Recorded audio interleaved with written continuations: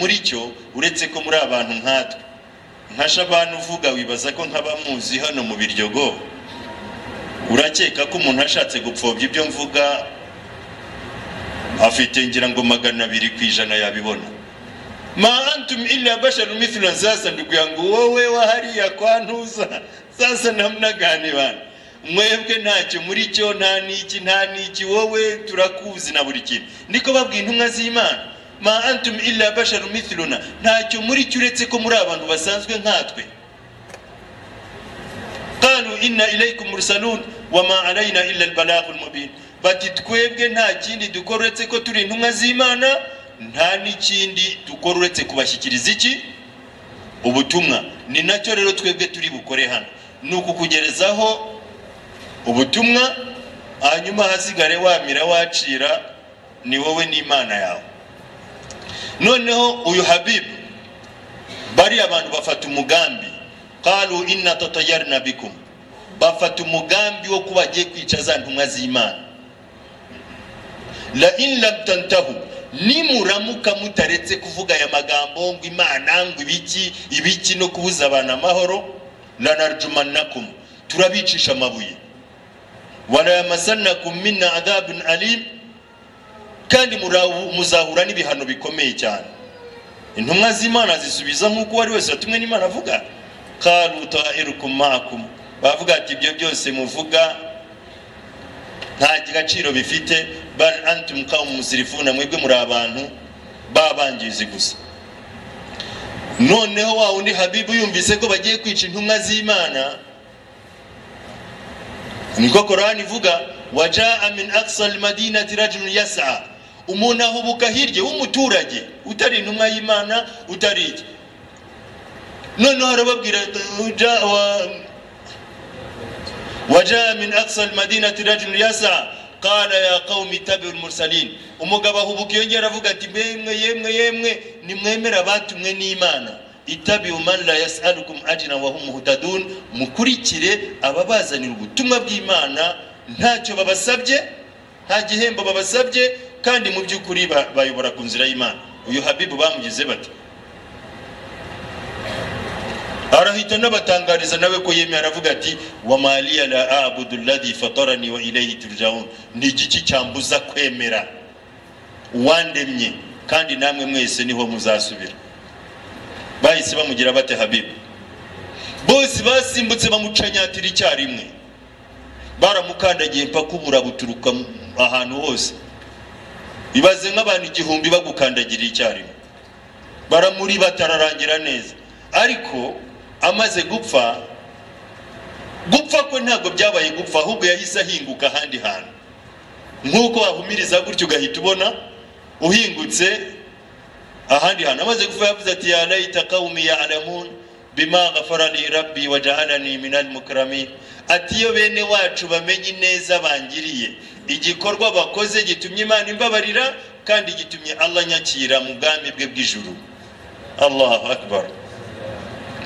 bigaragara yuko nawe uramutse usabwe ikintu ukamenya ko ari itegeko ry'Imana kureba uburemere bwacyo kuba gikomeye cyangwa kidakomeye kikugoye kitakugoye cyakubabaza umubiri kitakubabaza umubiri ntabwo wari ufite uburenganzira bwo kugitekerezaho icyo ufite uburenganzira bwo gutekerezaho ni ukumenya gusa niba cyategetswe na Allah subhanahu wa ta'ala Habiba baragiye ariko igikorwa abakurikiyeho bene wabo bo Imana yahise ibajyana ndashaka none ahanga umuntu wari we wese wongera gusoma surati al-Fatiha arimo gusari iriya niyo dua y'iswala al-Fatiha niyo swala al-Fatiha niyo Qur'an yisomye alhamdu niko Rasul sallallahu alaihi wasallam yaravuze ngo nta sura ingana na surati al-Fatiha mu bitabo byose Mwenyezi Mungu yamanuye icyambere wumvise kubanza kwiyegereza Imana icyakabiri ugahigira Imana yuko nta kindi uzasaba uretse we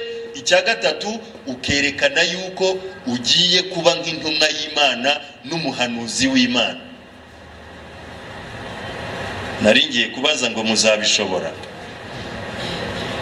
naba mbagerageje mbajije ngo muzabishobora naba ngiye kubagerageza ariko rero ugomba wowe ubwawe kugerageza niba bo ngabo rero Imana ivuga ngo yayoboye inzira igororotse, dushingiye kuri iyi aya tugiye guca urubanza rubi. Dushingiye kuri iyi aya ubona itaba ikimenyetso cy'uko isala z'abantu benshi zitemerwa? Ndabaza ikibazo, ubona itaba ikimenyetso gifatika cy'uko isala z'abantu benshi Imana itazakira? Ikimenyetso cyari kukwereka ko izakira nuko wari kubona wishushanya nk'intumwa z'Imana n'abahanuzi b'Imana, nibyo? Nuko wari kubona utandukanye n'abayahudi n'abakristo bingana n'100%. Mutambara bimwe, mutarya bimwe, mutanywa bimwe, mutavuga bimwe, nta na kimwe muhuriyeho. Uhereye kuri aya urakeka ko ari abantu bangaye bahamya ko isala zabo zemerwa? Alhamdulillah ntago yemewe. Namwe murabyumva nkuko mbyumva? Ndabaza ikibazo, namwe murabyumva nkuko mbyumva? Urumva rero ako kambere kagezeyo, urumva icyo umuntu agiye gukora. Nuvuga ngo ngiye kureba ngo intumwa z'Imana zabagaho zite, zanywaga zite, zakoraga zite, bakoraga ibada gute, biyegerezaga Imana gute, bafataga ibintu gute, ubifate gutyo. None nurangiza uzurebe abayahudi bafata ibintu gute, ube kontreri yabyo. Narira ku meza urire ku musambi, narishikanye urisha intoki, niyambara ipantaro wambara ikanzu, mbese cyakoze utandukane nacyo 100%. Aho ngaho turahagejeje. Nuvuga ngo rero icyo urubyiruko rwa Kisilamu rukeneye, utumva na ruriya rubyiruko bahoze batubwira ba Musab ibn Umair ntabwo ndi ubagarukeho, byaterwaga nuko bateguwe kugera kuri urwo rwego. Urakeka yuko mubari aba badamu dufite hari umudamu uzicyo uriya Ubay ibn Halaf yahoraga Sumaya, uzicyo yamuhoye? Yari afite agati gashushanyije ikigirwamana cyitwa Hubul. Akamubwira vuga ijambo Hubul gusa, Hubul rivuge ngo ukire. Urakeka ko abasilamu kazi bicaye hano yakwemera ukamutera igisongo? Yababwiye icumu ariko yamuteye igisongo cy'umugano hagati y'amaguru ye. Ugahambira akaguru hariya n'akandi ukagahambira uyu mugore ukamubwira ngo vuga ngo Hubul, yayivuga inshuro 1000. Yakubwira ati mbwira nyivuga inshuro 1000. Ariko yaravuze ati njyewe ntayo mvuga kubera Imana. Ahubwo akomeje gushaka kumutera ubwoba muvundereza amacancwe mu maso. Urabikeka ko n'abadamu dufite ariko bameze? Ninde ubikeka? Ariko rero bake barimo, kubera ko hatari habemera ntabwo isi yabikiri kuri gahunda. Twari kuba twarashize. Kandi inshuti z'Imana zizwi n'Imana yonyine, Allah ni ubazi. Buriya barimo kandi benshi Allah ashobora kuba yakirira, bakaba n'impamvu ituma n'abandi bakomeza kubaho. Urakeka ko ubwo Sumaya yari yarateguwe bingana iki? Nuko yari yarateguwe kuvuga ngo Hubul sinayivuga uko byagenda kose.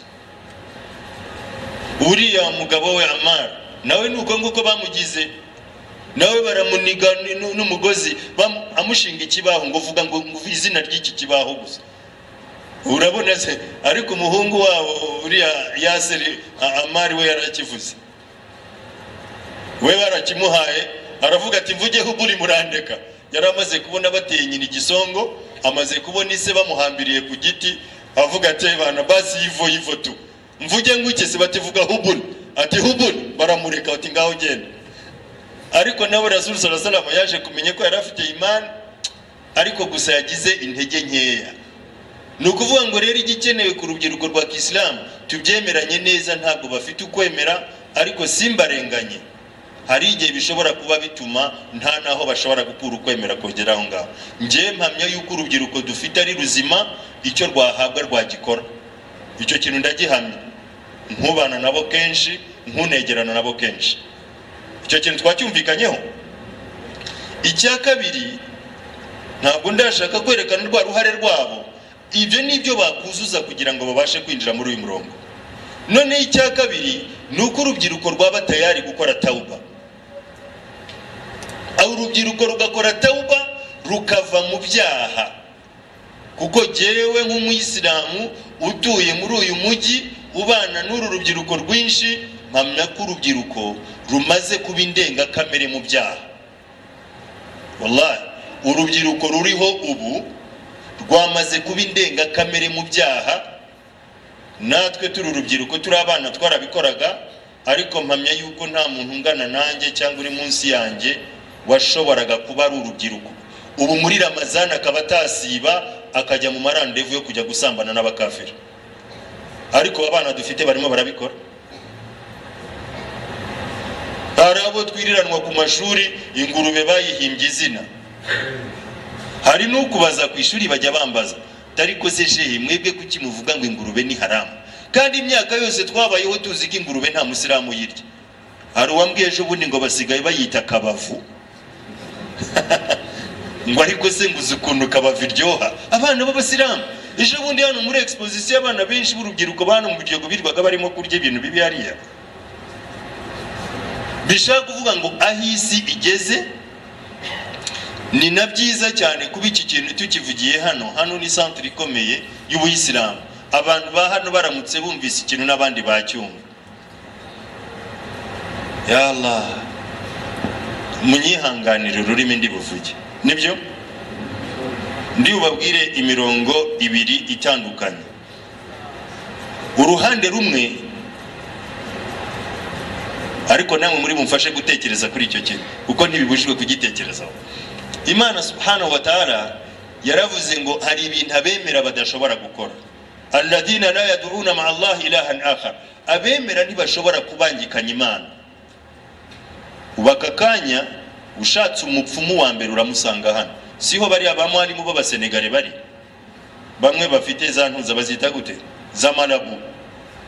Babano ba Senegale bava hirya n'abatanzania benshi ngira ngo umurozi wa mbere ashyikira mu biryo, kandi yahashyigiye batiriti n'abandi mbanza agiye gutura Remera atabona abakiriya, ariko iyo atuye mu biryo gahita abona abakiriya benshi cyane. Abemera Imana ntago bashobora gukora shiriki. Ibi byaha bitatu muze kumbwira niba nibeshye. Abemera Imana ntibashobora gukora shirika. Alladina la yad'una ma'a Allah ilahan akhar wala yaqtuluna an-nafsa allati harrama Allah illa bilhaq. Umwemera ntashobora kwica roho, kuba yakwica umuntu. Icyo cyane alhamdulillah abayisilamu ntabwo bicana mpereye kubo turi kumwe. Wala yaznun, n'abemera ntibashobora gusambana. Wa man yaf'alu dhalika yalqa athama, uzabangikanya Imana cyangwa akica umuntu cyangwa agasambana, uwo muntu Imana subhanahu wa ta'ala izamushyira mu muriro, yudahaf lahu al'adhab, azahabwa ibihano byikubye kenshi, wa yakhludu fihi muhana, Allah azamurekera mu muriro ubuziraherezo. Noneho tubanze twumvikana ku kijyanye na shiriki. Dufite amakuru menshi y'abashirikina baba hano muri uyu mujyi,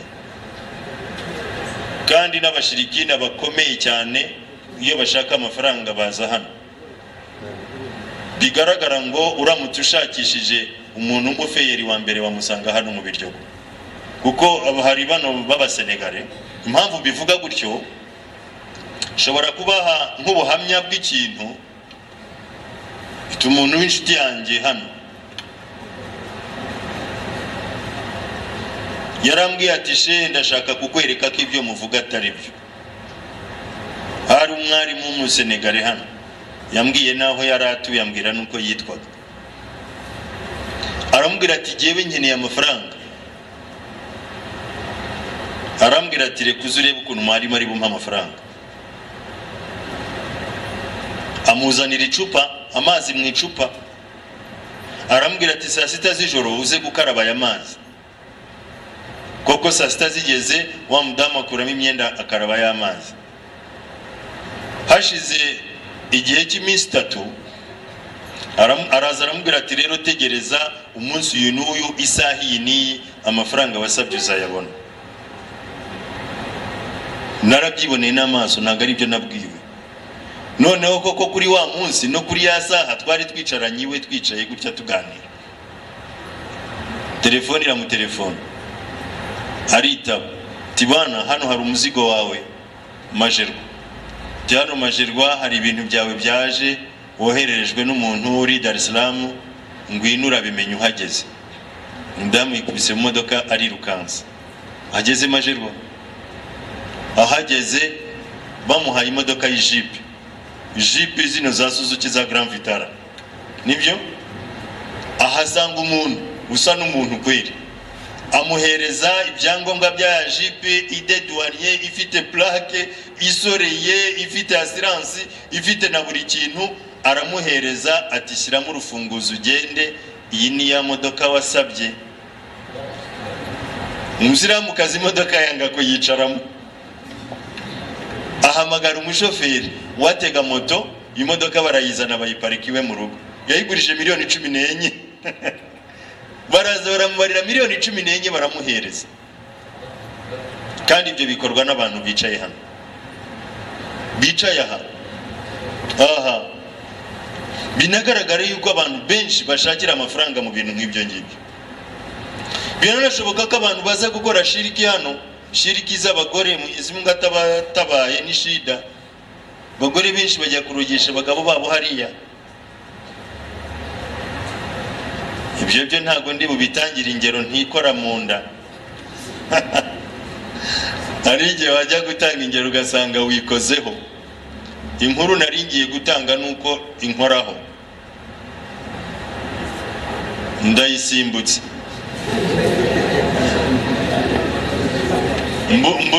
Mbuze ukuntu nyihisha kubera ko mvuze iyo ariyo nanjye inkoraho, byahita byumvikana ko nikoze mu nda. Ibyo bintu birimo birakorwa hano. Wallahi amakuru atugeraho yuko abagore batekera abagabo babo, akajya ateka ubugari abukoresheje inkari ze, akajya nyara mu isafuriya akanyaramo kuzageza igihe agwira inkari, agasonga ubugari, akashaka n'ibintu bitaribwa, agahereza umugabo kugira ngo akunde muhwinjarike gusa. Basanga urugabo rwabaye gutya. Iki kintu ni haramu kandi kirakorwa mu miji myinshi y'Abayisilamu. Abagabo benshi b'Abayisilamu bagaragara nk'inganzwa kuri uyu mwanya wa none. Aka kanya none anga tuvuze, wallahi mu Bayisilamu Allah ni uzi abagabo bakirimo. Abarimo bose n'ababandi b'inganzwa babaye nabi cyane.